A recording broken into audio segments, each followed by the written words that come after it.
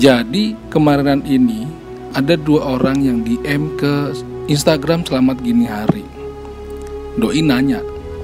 Orang yang pertama bertanya tentang, "Bang, kenapa konten di Selamat Gini Hari sekarang itu beragam? Ada yang jalan-jalan, ada yang makan-makan, ada yang behind the scene, dan juga ada yang masih airsoft." Sekarang gue jawab. Sebenarnya pertanyaan ini ada kaitannya dengan judul dari video ini, gitu. Kalau dibilang masih ada airsoftnya, tentunya Selamat Gini Hari masih ngebahas tentang airsoft. Lalu kenapa masih ada juga konten yang lain? Jadi begini, kalau lu perhatikan dimana gua membahas tentang kesukaan orang, bagaimana orang itu mencari kesenangannya masing-masing, baik itu di hari kerja ataupun di hari liburnya. Nah, di situ gue jelaskan bahwasannya gue ini untuk mencari kesenangannya adalah mencari footage video. Jadi gue videoin apa yang gue suka. Airsoft itu gue suka, lalu makan-makan gue suka, jalan-jalan gue suka, dan membuat video gue suka. Jadi intinya apapun yang gue suka dan gue bisa videokan, itu akan gue videokan, akan gue dokumentasikan, gue akan edit, gue akan tayangkan di channel Selamat Gini Hari. Tentunya main utamanya adalah masih tetap airsoft gun, tapi selingannya tentunya ada jalan-jalan, ada makan-makan dengan ala-ala gua, dengan style gua. Begitu bro, jawaban gua yang untuk orang pertama. Nah, lalu untuk pertanyaan orang kedua adalah seperti ini bunyinya. Bang, lu kan pernah bicara bahwasannya kalau bikin review produk airsoft di YouTube itu tidak dimonetisasi oleh YouTube. Itu maksudnya gimana detailnya? Nah, gue sendiri masih agak bingung dengan hal ini gitu.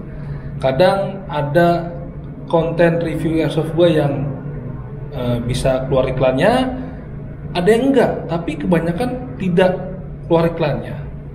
Sementara kalau kita membuat video gameplay airsoft itu pasti beriklan, tapi kalau mereview itu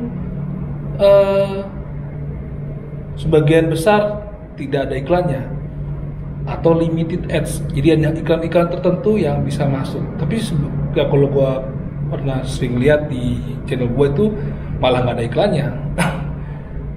Kemungkinan besar adalah karena adanya permainan airsoft gun ini di sebagian besar dunia itu masih dikategorikan permainan atau produk yang ilegal atau produk yang dilarang sebagian besar dunia, sehingga sistem YouTube itu mendeteksi bahwasanya airsoft gun itu adalah konten yang masih dilarang. Begitu bro.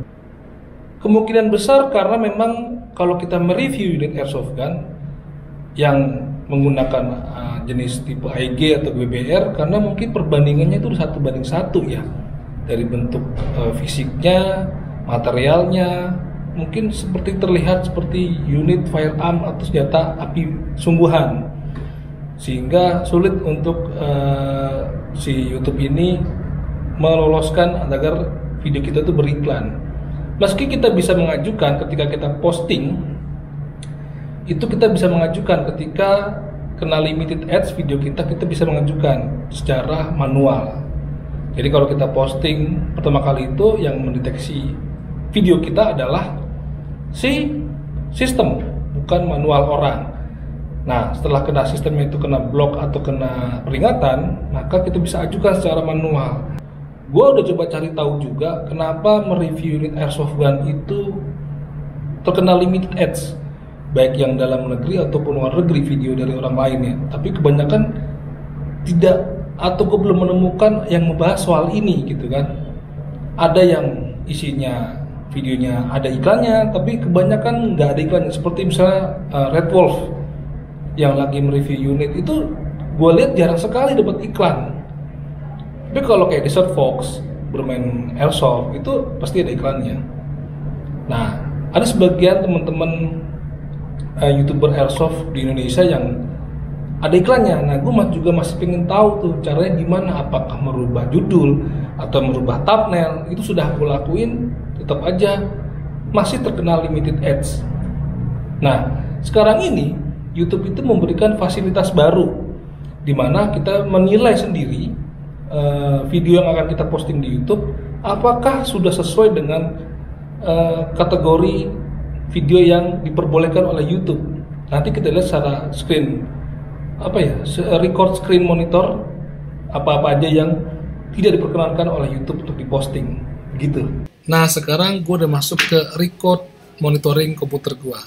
Seperti tadi yang gue bilang, bahwasannya YouTube itu sudah memberikan keleluasaan pada konten kreatornya untuk bisa menilai video sendiri sebelum masuk ke atau diposting ke YouTube-nya, ya kan? Apakah sudah sesuai dengan tata tertib YouTube atau ada indikasi di mana kontennya itu ada melanggar dari aturan dari YouTube, seperti misalnya nih, bahasa tidak sopan, konten khusus dewasa, kekerasan, konten mengejutkan, tindakan merugikan, narkoba, ujaran kebencian, senjata api, dan isu sensitif. Nah, kita itu ada di ini nih, terpentok atau terganjal di konten yang terkait dengan senjata api. Padahal ini senjata api, sementara kita ada replika. Mungkin tadi gue bilang karena bentuknya atau materialnya yang mungkin mendekati senjata api. Kalau kita klik di sini, ada 3 poin lagi di mana kita bisa menilai sendiri apakah konten kita itu sesuai adu bunyi dengan berburu atau menampilkan senjata di lingkungan aman seperti arena menembak. Kalau kita klik ini, itu aman. Tapi kalau kita klik yang kedua dan ketiga, di mana ada penyebutan senjata airsoft, itu limited ads atau tidak aman untuk ditayangkan. Nah, sementara kita kalau mereview unit airsoft itu selalu mungkin ada di tempat suatu ruangan atau di toko. Sementara di sini tidak ada menjelaskan tentang lokasi di mana baiknya kita bisa menjelaskan